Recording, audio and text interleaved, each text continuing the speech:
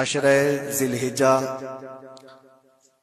جس کو ہم عید الاضحیٰ کہتے ہیں اور اردو میں بقرہ عید، عید قربان کے نام سے جانتے ہیں، یہ دو عیدیں اللہ تبارک و تعالیٰ کی طرف سے مسلمانوں کو دی گئی ہیں۔ ان عیدوں کے دنوں میں روزہ رکھنا بھی جائز نہیں ہے، خوشیوں کے دن۔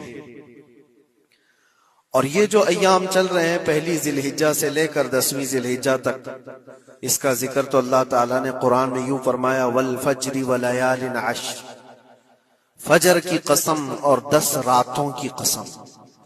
اور وہ 10 راتیں کون سی ہیں؟ پہلی ذی الحجہ سے لے کر 10ویں ذی الحجہ تک کی رات، یہ 10 راتیں اتنی عظمت والی ہیں کہ اللہ خود ان کی قسم فرما رہا ہے، اللہ ان کی قسم یاد فرما رہا ہے۔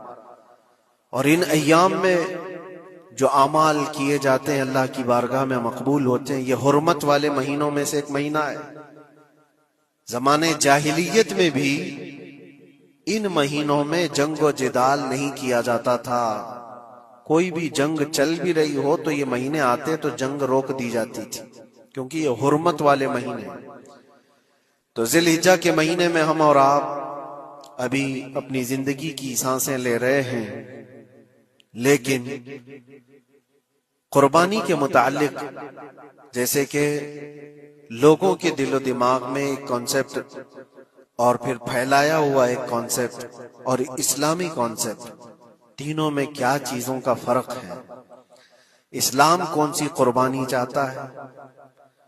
لوگوں نے کیا پروپیگنڈا پھیلایا ہے اور عوام کے ذہن میں کیا بیٹھا ہوا ہے؟ تینوں کو ہم تھوڑا سرسری نظر سے دیکھتے ہیں۔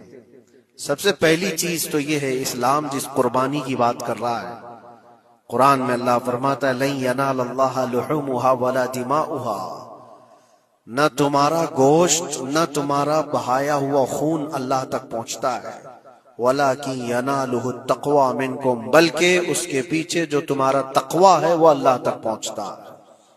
تمہاری نیت دیکھی جا رہی ہے، تمہارا اخلاص دیکھا جا رہا ہے۔ اسی لیے کہا گیا کوئی گوشت کھانے کی نیت سے قربانی کرتا ہے تو اس کی قربانی ہوگی ہی نہیں۔ گوشت کی نیت سے اگر کسی نے قربانی کیا اس کی قربانی ہی نہیں، یا پھر اگر ذبح کرنے کے بعد بیچنے کی نیت کیا گوشت میں سے کچھ حصہ، وہ تجارت کی نیت کیا ہوا ہے، تب بھی اس کی قربانی نہیں۔ قربانی صرف وہ ہے جو خالص اللہ کی رضا کے لیے کرے، جو اللہ تعالیٰ نے حکم فرمایا مجھے اور اللہ کریم کے حکم پر عمل پیرا ہوتے ہوئے میں قربانی کر رہا ہوں، اس نیت کے ساتھ